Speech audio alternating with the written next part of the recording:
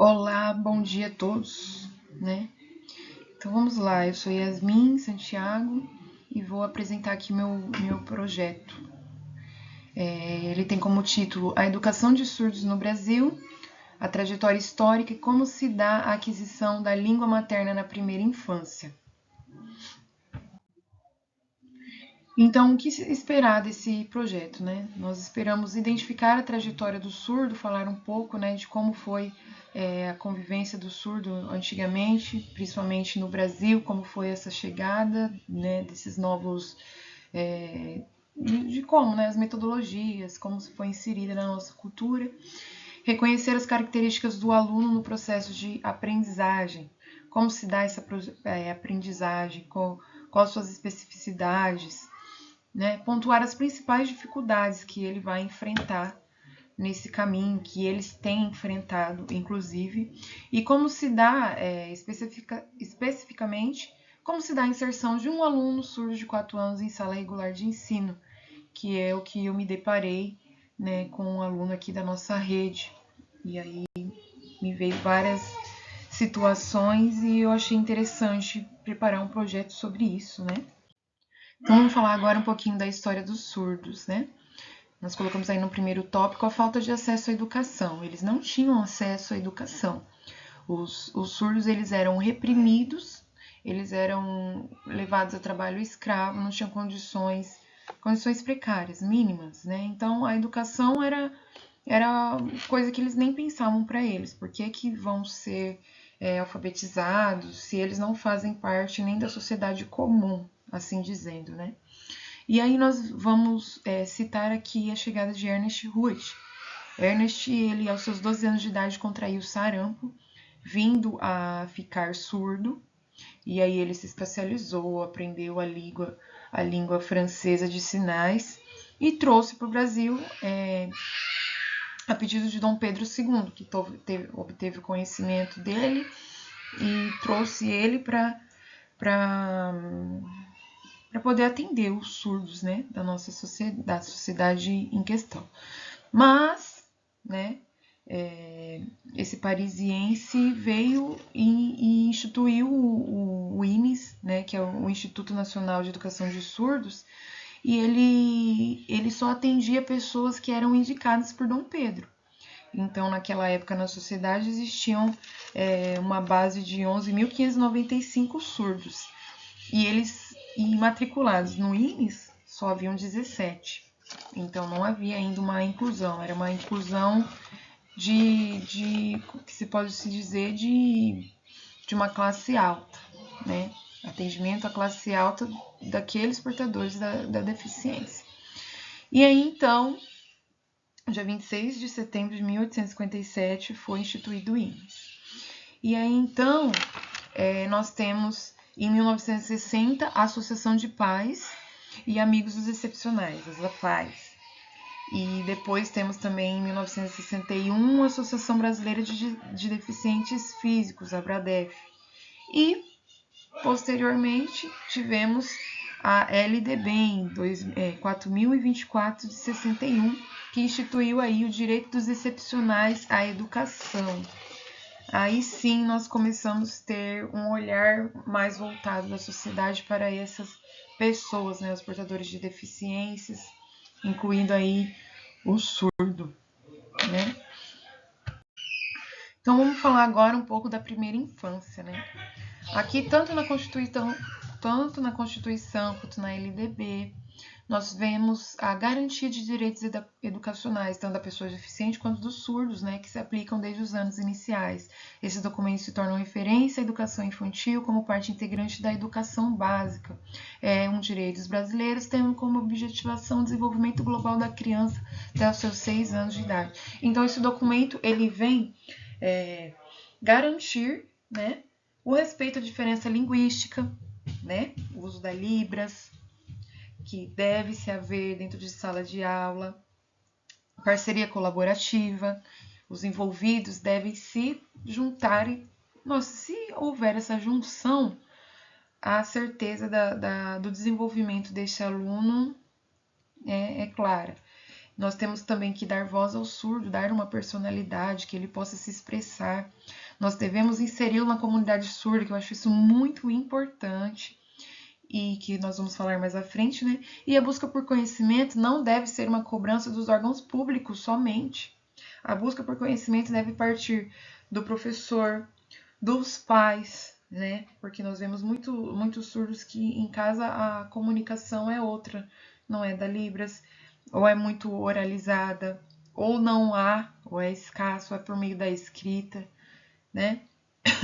Então, a primeira infância ela vem dar a base. Se nós cuidarmos da base, lá na frente nós vamos poupar, né? Muitas coisas que teriam se perdido. Como se diz aqui no meu município, questão de AEE, questão de fono, desses profissionais, a prioridade a partir do 3º, 4º ano. Então, a educação infantil, o 1º e 2º ano vai ficando de lado. E isso realmente infelizmente, é uma perca, né? Aí aqui eu quero fazer um adendo ao slide anterior, né? Que é a base da educação. Aqui na Fundação Maria Cecília Souto Vidigal, ela fala que o nosso cérebro está em formação acelerada. E fala que como 90% das conexões cerebrais são formadas até os 6 anos de idade, é nesse período que o cérebro mais precisa de estímulos. Então, se nós assistirmos essas crianças até os seus 6 anos de idade, investirmos, como que não vai haver, né, um aprendizado? Como que não vai haver uma forma, uma inclusão aí, sabe? A gente tem que estimular, né? Ter atendimento do AEE. Nossa, é uma coisa que aqui no meu município deixa bem a desejar mesmo. Vamos para o próximo. Aqui eu quero citar a Shirley Villalva. Ela é uma surda parcial e o que eu acho, o livro que ela escreveu vem muito assim, até me emocionou, né? E ela cita lá, uma criança, ela própria não sabe que é surda, que é diferente, pelo menos até certa idade. Ela vive naturalmente com as outras crianças, com o decorrer do tempo, ela passa a perceber através da leitura de palavras faladas ou orofaciais, dos movimentos do lábio e das expressões que existe uma comunicação, que ela é diferente e não faz uso desses mesmos movimentos para se comunicar. E esse processo é muito doloroso, né?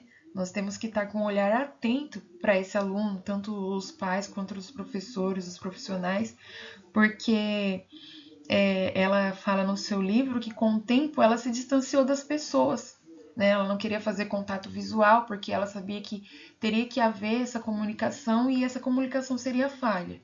As pessoas a ignoravam e aí ela começou a se isolar, né? Então nós temos que ter esse olhar atento. E aí ela fala no outro parágrafo que a face é a fonte luminosa de comunicação em todas as suas expressões. Seus olhos, então, procuram sempre ouvir pela expressão como as pessoas estão se comunicando ou se expressando. E aí que mais à frente ela vai falar também que ela se encontrou na Libras, no uso da Libras, né? Que ela se apropriou disso para si. Mesmo ela sendo surda parcial, ela ainda encontrou essas barreiras. Então, nós podemos ver na nossa sociedade, né, que aqui, se a pessoa encontra um surdo, ela já procura não fazer nem contato visual, também o surdo assim, né, e isso é uma coisa que deve ser modificada. Vamos lá para o próximo. E aí, no projeto, nós queremos falar sobre um estudo de caso, vivenciar a rotina de um aluno surdo em sua creche.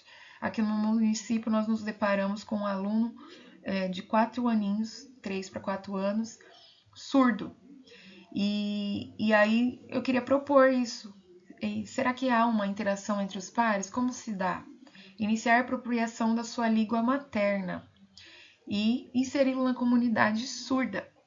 Eu estive lá estagiando na creche, pude acompanhar um pouco desse aluno. Ele não fazia contato visual, ele não tinha, eu acredito que devido à própria frustração de não ser entendido, não ser atendido.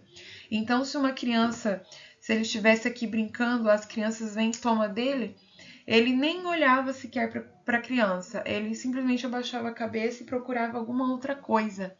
sabe? Então eu vejo que ali ele se isolava, se privava, né? E aí, conversando com a mãe dele, eu disse da importância de inseri-lo na comunidade surda, né? Para ele se apropriar, para ele ter um contato com a Libras, para ele perceber, né? E esse tempo com ele ali, eu pude estar ensinando um pouco da Libras, fazendo uso da Libras, e se você for ver hoje, ele entendeu que a forma dele de comunicação é por meio das mãozinhas. Então, quando eu chego, ele já começa oi, ele já faz oi, já faz o alfabeto. E ele olha, e ele mostra, agora ele começa a mostrar as coisas, né? Tipo, e com aquele olhar de, tipo, eu quero saber o que é isso, como que eu posso falar, o que é isso, o nome que se dá para isso, como que é isso. Nossa, é uma coisa assim que dá esperança, sabe? De poder ver. Então, com esse projeto, eu queria aprofundar mais essa pesquisa. Como que se dá? Porque aí me veio aquela pergunta. Tá, mas o surdo ele conhece a Libras, mas e o surdo que ainda não conhece a Libras? Como que se dá a alfabetização dele? Como que é em si, como que acontece essas sinapses, esse encontro? Quando eu falo árvore, como que ele sabe o que é uma árvore? Então ali eu percebi que é tudo muito visual, muito, que tem que preparar um ambiente, deixar tudo visual, né? Para ele também eu fiz esses cardzinhos aqui, ó, com o nome da pessoa, a sua inicial, e começamos, né? Porque a gente sabe que o surdo que dá o sinal para a pessoa, mas para ele começar a fazer essa interação, né? E eu assistindo alguns documentários, alguns vídeos, tem um vídeo da... não me recordo o nome dela agora, mas ela perguntou pro amigo dela surdo, como que se dá, assim, quando nós falamos, e aí ele citou, né, ó, quando você me sinaliza e fala que há uma água jorrando ali, eu já começo a visualizar, eu vejo uma cachoeira caindo as águas, ou eu vejo você fala uma árvore, eu já imagino uma árvore grande, já vem à minha mente a imagem, eu já posso ver ela se mexendo. E eu falo assim, e é isso que deve acontecer, né?